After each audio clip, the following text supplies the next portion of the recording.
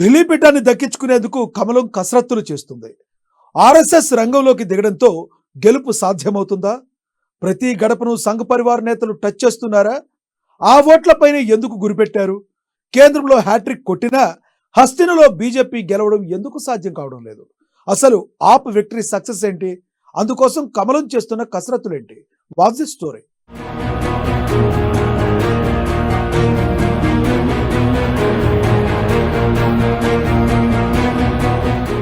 ఢిల్లీలో బీజేపీకి అందని ద్రాక్షగానే అధికారం. 1993లో ఢిల్లీలో చివరిసారిగా బీజేపీ గెలుపు. మరో 2 నెలల్లో ఢిల్లీ అసెంబ్లీ ఎన్నికలు. బీజేపీ గెలుపు కోసం ఆర్ఎస్ఎస్ వ్యూహాలు. ప్రతి ఇంటిని తడుతున్న బీజేపీ ఆర్ఎస్ఎస్. బలమైన అభ్యర్థుల కోసం బీజేపీ పార్టీల గాలం. ఢిల్లీలో బీజేపీకి 30% ఓటు బ్యాంక్, 50% ఓటు బ్యాంకుతో ఆప్ దూకుడు. పునర్వైభవం కోసం శ్రమిస్తున్న కాంగ్రెస్. ఆప్ ఎదురుగాలితో ఢిల్లీలో దెబ్బతిన్న కాంగ్రెస్.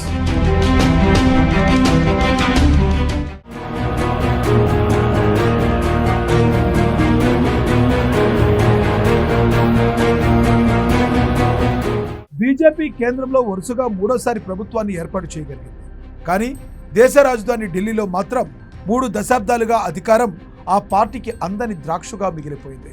పార్లమెంట్ ఎన్నికల్లో కాంగ్రెస్, ఆమ్ ఆద్మీ పార్టీ కలిసి పోటీ చేసినా సరే క్లీన్ స్వీప్ చేసిన కమలదళం అసెంబ్లీ ఎన్నికలు వచ్చేసరికి చతికిల పడిపోయింది. చివరిసారిగా 1993లో గెలుపొందిన ఆ పార్టీ మళ్ళీ ఇప్పటి వరకు అధికారం చేజిక్కించుకోలేకపోయింది.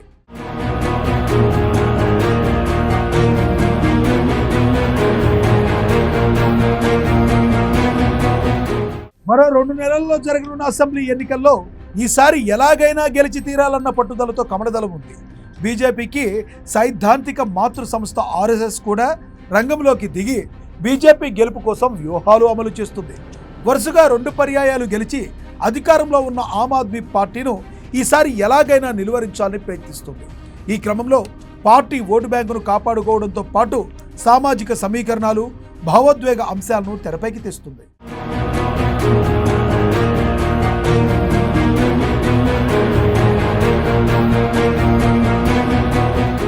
మరోవైపు బీజేపీ, దాని అనుబంధ సంఘాలు, సంఘ్ పరివార్ ఢిల్లీలోని ప్రతి ఇంటిని చుట్టేసే ప్రయత్నాలు చేస్తున్నాయి. తాజాగా జరిగిన 4 రాష్ట్రాల అసెంబ్లీ ఎన్నికల్లో హర్యానా, మహారాష్ట్రల్లో అనూహ్య విజయం సాధించిన కమలదళం ఇప్పుడు ఢిల్లీ అసెంబ్లీ ఎన్నికల్లోనూ గెలుపొంది దశాబ్దాలుగా అందకుండా పోతున్న అధికార పీఠాన్ని కైవసం చేసుకోవాలని చూస్తుంది. ఎన్నికల తేదీలు ఇంకా ప్రకటించక ముందే అభ్యర్థుల ఎంపికకు సంబంధించిన ప్రాథమిక కసరత్తు ఇప్పటికే పూర్తి చేసింది. త్వరలోనే మొత్తం 70 స్థానాలకు అభ్యర్థులను ప్రకటించేందుకు ఏర్పాట్లు చేసుకుంటుంది.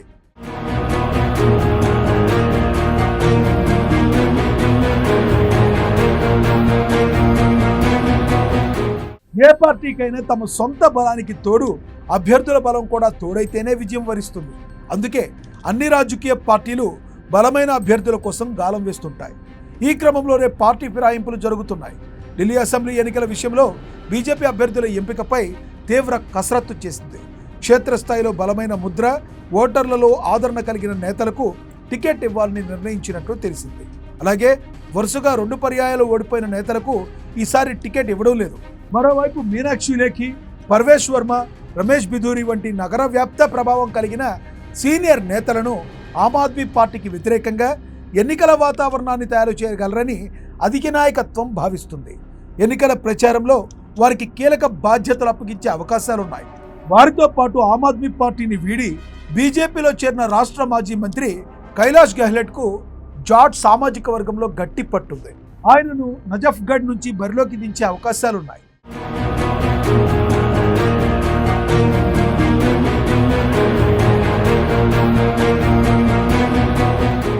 మొత్తం 70 అసెంబ్లీ స్థానాల్లో యువ నాయకత్వాన్ని ప్రోత్సహించడంతో పాటుగా కొత్త ముఖాలను పరిచయం చేయడం కోసం సగం స్థానాలను కొత్త వారికి కేటాయించనున్నట్లు పార్టీ వర్గాలు చెబుతున్నాయి.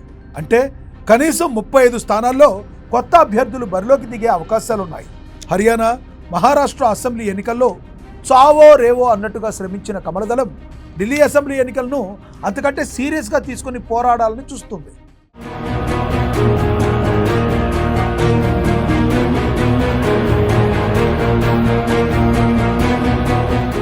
ఢిల్లీలో బీజేపీకి అసెంబ్లీ ఎన్నికల్లో 30% మించిన ఓట్ బ్యాంకు ప్రతిసారి ఉంటుంది. నగరంలోని వ్యాపార వర్గాలు బీజేపీకి ఎల్లవేళలా మద్దతుగా నిలుస్తున్నారు. వారితో పాటు విద్యాధిక వర్గాలు, కొన్ని సామాజిక వర్గాలు బీజేపీకి బలమైన ఓట్ బ్యాంక్గా నిలిచాయి. అయితే ప్రత్యర్థి ఆమ్ ఆద్మీ పార్టీ ఏకంగా 50% మించి ఓట్ బ్యాంకు కైవసం చేసుకుంటున్నప్పుడు ఈ బలం సరిపోదు. అందుకే ఈసారి ఓట్ బ్యాంకును విస్తరించుకోవడంపై కమలనాథులు దృష్టి పెట్టారు. తమ ఓట్ బ్యాంకు చేజారకుండా కాపాడుకోవడం ఒకెత్తైతే, కొత్త ఓట్ బ్యాంకును సృష్టించుకోవడం మరో ఎత్తు. కొత్త ఓట్ బ్యాంకు తయారు చేసుకోవాలంటే ప్రత్యర్థి ఓట్ బ్యాంకును చెదరగొట్టి తమ వైపు ఆకట్టుకోవాలి.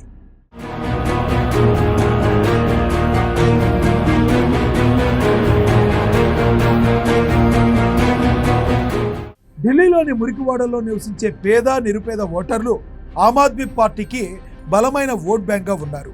ఈ క్రమంలో ఢిల్లీలోని 1194 బస్తీలు, మురికివాడల్లో రాత్రిపూట పార్టీ నేతలు గడిపేలా కార్యక్రమాలు రూపొందించారు. ఇప్పటికే పలువురు నేతలు బస్తీ నిద్రలు చేస్తున్నారు.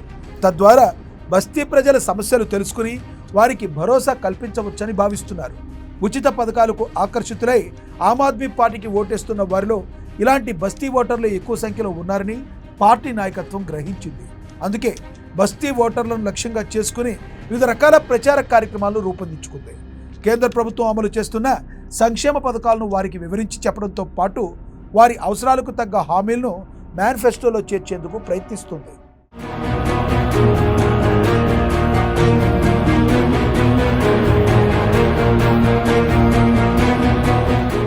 ఢిల్లీ అసెంబ్లీ ఎన్నికల కోసం ఆర్ఎస్ఎస్ హర్యానా, మహారాష్ట్రలో మాదిరిగా తెర వెనుక అనేక వ్యూహాలను అమలు చేస్తుంది. RSS joint general secretary Arun Kumar ఢిల్లీలోనే మకాం పెట్టి అనేక సమావేశాలు నిర్వహించారు.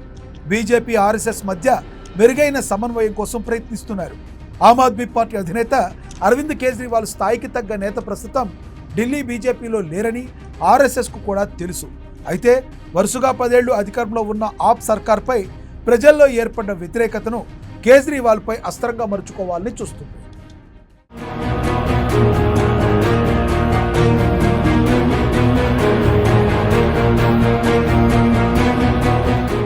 మరోవైపు కాంగ్రెస్ పార్టీ సైతం పునర్వైభవం కోసం శ్రమిస్తుంది. ఢిల్లీలో ఆప్ ఎదుగుదల కాంగ్రెస్ పార్టీనే తీవ్రంగా దెబ్బతీసింది. ఆ పార్టీ ఓట్ బ్యాంకు పూర్తిగా చెల్లాచెదురైపోయింది. ఈసారి కాంగ్రెస్ పార్టీ ఆప్తో కలిసి పోటీ చేయడం లేదు. తద్వారా మైనారిటీలు, మరికొన్ని వర్గాల ఓట్లను కాంగ్రెస్ చేల్చడం కూడా బీజేపీకి కలిసొచ్చే అవకాశంగా ఉంది. వీటన్నిటినీ సద్వినియోగం చేసుకుంటే అధికారాన్ని చేజిక్కించుకోవడం పెద్ద కష్టమేమీ కాదని కమలదళం అంచనా వేస్తుంది.